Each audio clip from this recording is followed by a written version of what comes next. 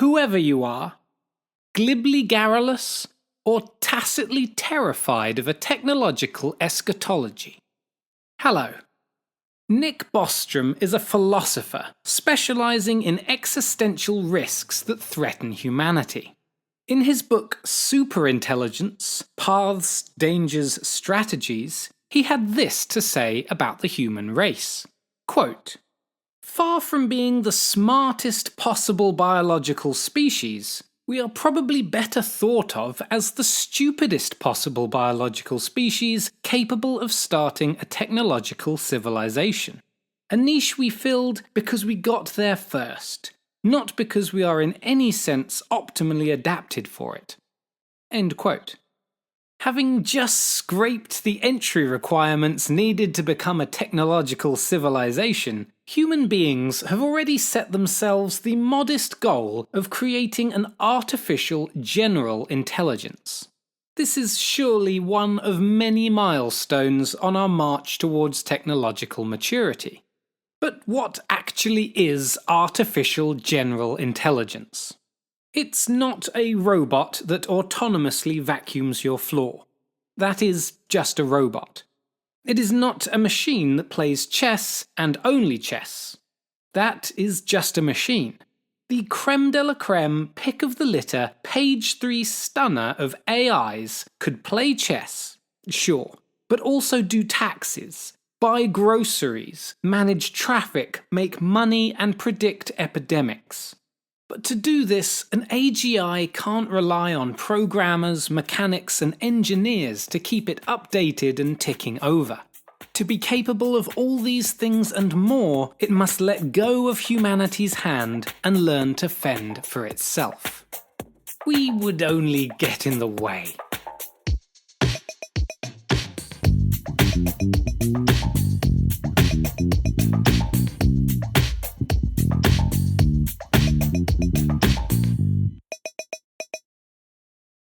In the not-so-distant past, computers had to be programmed to identify specific things and explicitly told what to do with them. The fruits of these labours looked pretty sophisticated until the program encountered a new object. Then, not so much. Computers could be taught to recognise hundreds of different types of headwear. Descriptions of bowler hats, baseball caps, and bike helmets all had to be programmed into the code. But if you didn't pre-program every style and colour of beanie and beret, the program would be clueless. Loosening the parameters a little would see objects like flower pots and umbrellas mislabelled as headwear, which must have been infuriating. In contrast, the neural networks of today are algorithms organised into layers. Taking inspiration from the neurons of a human brain, raw information enters through the lower layers and increasingly complex inferences are passed onto higher ones. At the lowest level, the algorithm might distinguish between light and dark patches in a picture. Shadows and curves revealed by the first layer are recognised as lines and edges by the next, before being passed to a third which comprehends the telltale features of an individual's face. Neural nets aren't 100% accurate, but that's the best bit. A machine that doesn't make mistakes can't improve, and can't learn. With each step of the process, our algorithm assigns its deductions a level of confidence. Low for strange and unfamiliar things, high for textbook specimens. In this way, AI teaches itself. Every intelligent, self-educating algorithm has only one thing on its Christmas list: more data. To help instruct its early AI models, scientists wanted to create an archive of billions and billions of human lifetimes worth of experience, so their algorithms could feed on this knowledge without having to go out and live their own lives. To the scientists' delight, humanity reported that it had already created such an archive and called it the Internet. Sweeping through the wealth of information afforded by this digital age, Photos, videos, books, search results, clicking behavior, advertising efficiencies, purchasing histories, blog topics, trending tweets, travel information, and on, algorithms sift through the data at lightning speed, spotting ever more sophisticated patterns with increasing confidence. They are constantly auto-tuning their interpretive and predictive abilities to teach themselves what a human is, how people spend their time, and what emotions they feel. Self-correction is key. Given new information, a neural net may decide that what it thought was a knife is actually a screwdriver. The system will then go back over each of its sub-levels and adjust them, changing the confidence of its interpretations, making different decisions, self-improving. The next step on our journey towards artificial general intelligence is fairly obvious. We use independent neural networks to teach each other. What happens when you design multiple sophisticated neural networks, each with its own specialization, and then you bring them together in a cozy little focus group to collaborate and swap ideas? You get an alien world that human minds can't begin to make sense of. When we do this, we really have no idea how they do what they do, or even what language they're communicating with.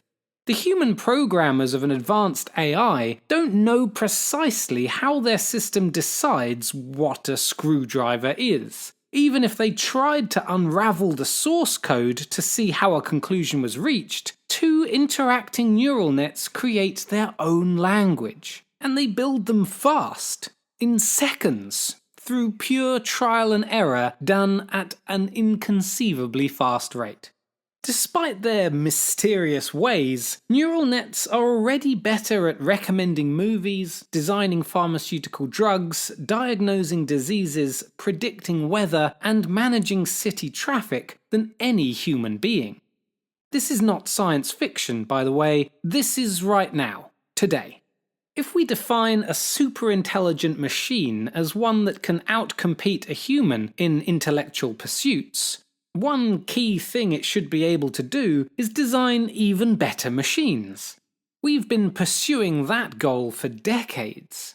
If we get it right, and we are able to couple this ambition with continuous improvement, a super-intelligent machine capable of building better machines may be the last thing humans ever need to invent. Micromanaged by algorithms that effectively supersede themselves with each new revision, science, technology, and intelligence itself would advance so quickly it would leave humanity in the dust. It's common for people to underestimate the level of intelligence that an AI could reach. Like an earthworm trying to comprehend the mind of Einstein. Who could imagine such ingenuity? How could we relate to its intellect at all? This is heavy stuff indeed. Sorry, I should have warned you. So why are we continuing with the endeavour? What possible benefits could a godlike AI offer humanity? Asks practically no one. For a start, it would be able to govern our species with superhuman efficiency, whilst simultaneously developing new technology built to atomic precision. People would live with insurmountable health and longevity. Machines could oversee every creative process that we've begun, improve it, and throw a few new enterprises into the mix. We could live in a world without scarcity, and a perpetually thriving economy that facilitates the well-being and happiness of every living thing. Will these benefits be worth the risks? The main concern is that a world without poverty, exploitation, crime, or illness hinges on the AI's willingness to help us. Perhaps the million-dollar question is, why might an independent artificial superintelligence be compassionate towards us humans? Asking that might seem like a bit of a leap. Perhaps the question gave a few listeners some sci-fi whiplash. To appreciate why this is a legitimate concern, I've got 3 more questions for you. If your answers to these questions are yes, no, and indifferently, in that order, we're doomed.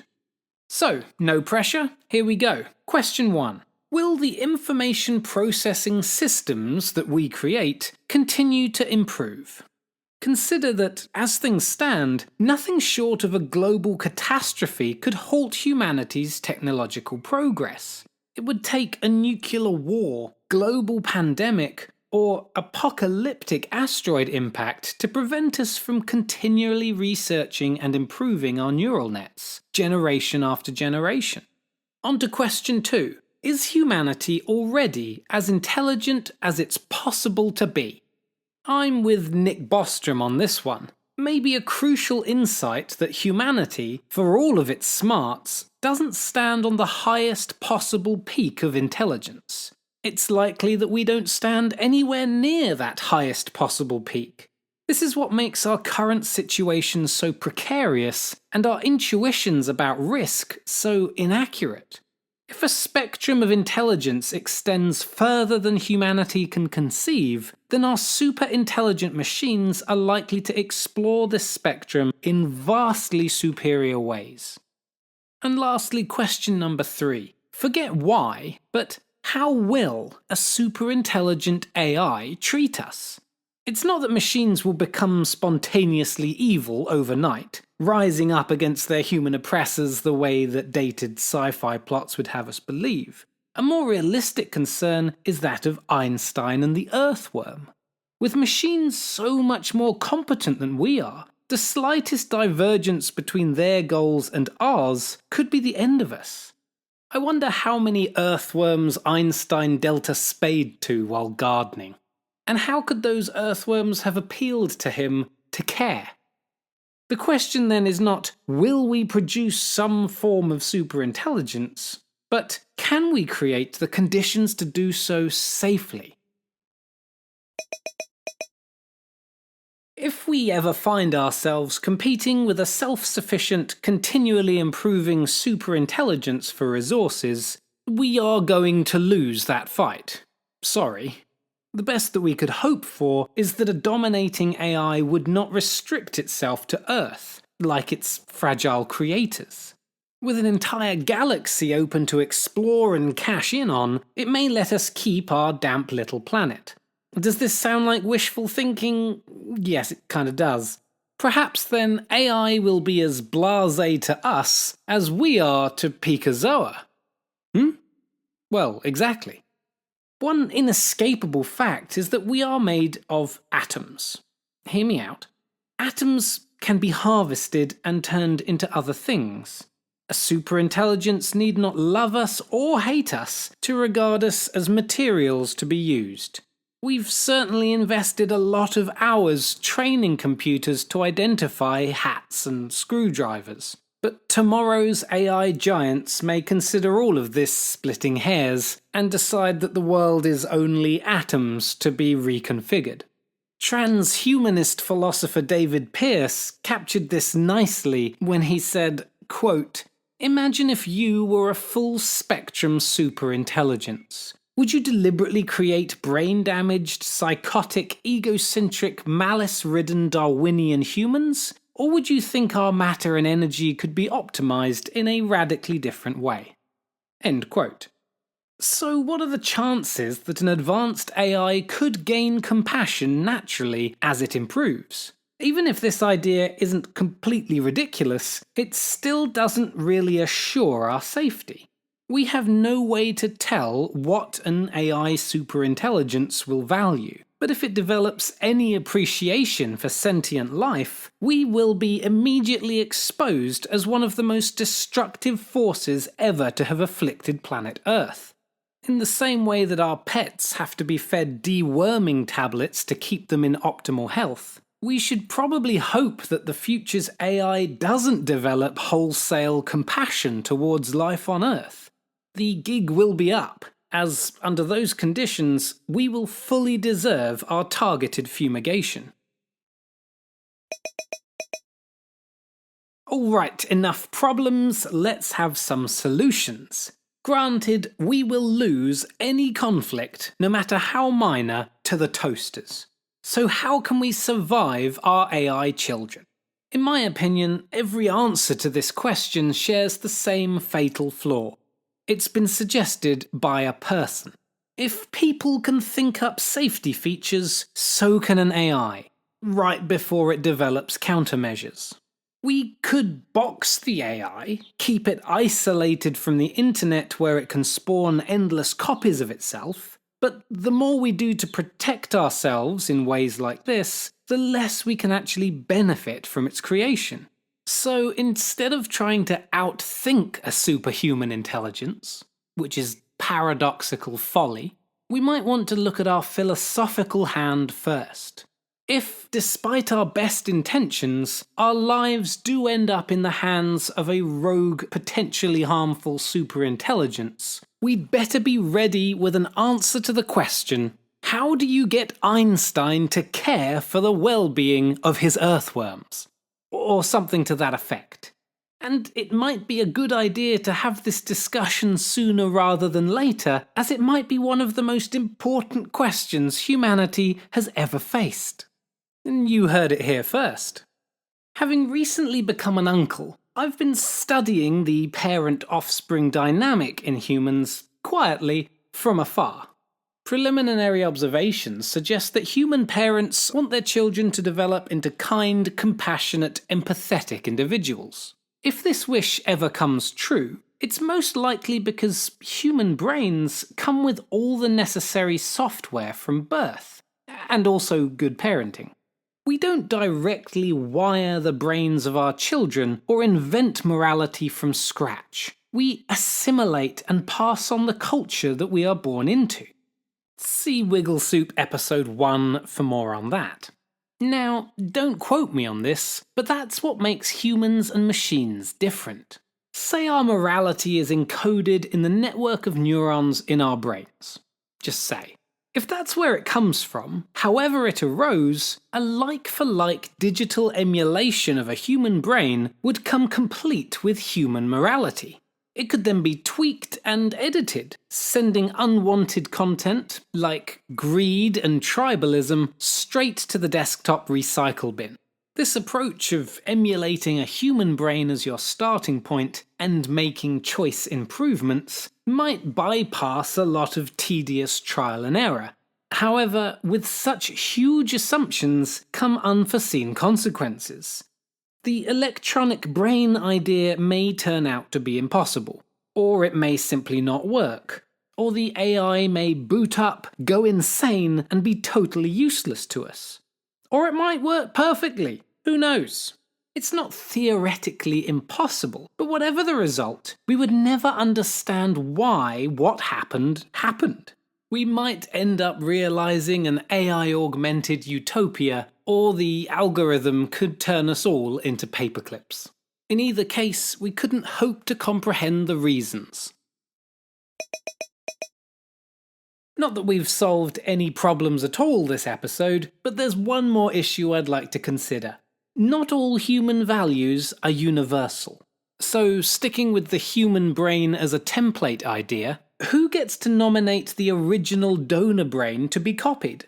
We'd have to solve this dilemma with another machine, a separate AI, tasked specifically with figuring out what people should want from a pan-global superintelligence. This AI, tasked with working out what people should want from AI, should be designed as if it were the best version of humanity that we're asking. And it would have to take into account, with the best of intentions, as many ubiquitous human values as possible. Before we could do this, we'd need to process all the information required to even express such a request. With any luck, the answer won't come out as 42, and the new anthropocentric neural net could design its successor with a human-friendly morality pre-programmed, solving the problem for us. Again, if humanity comes out the other side of this and we're not all paperclips, we'll never understand exactly how we got so lucky. If ChatGPT has taught us anything, it's that AI superintelligences don't just spring onto the scene overnight.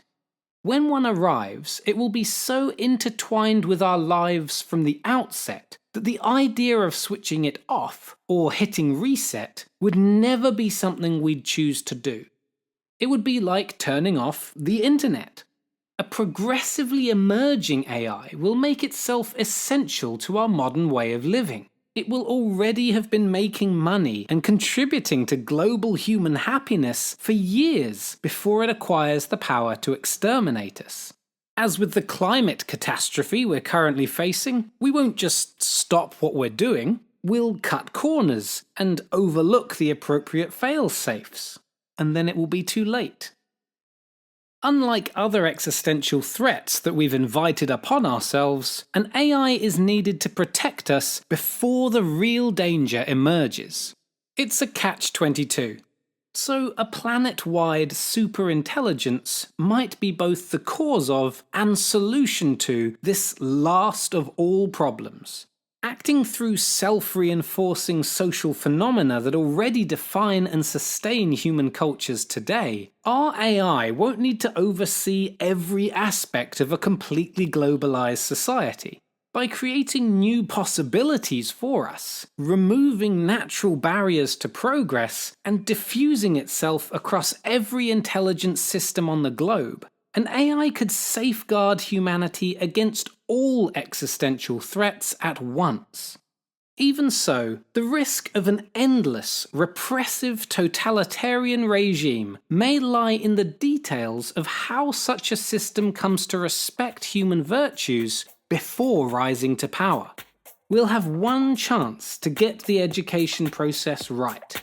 Then humanity's fate will finally be in the hands of its creation.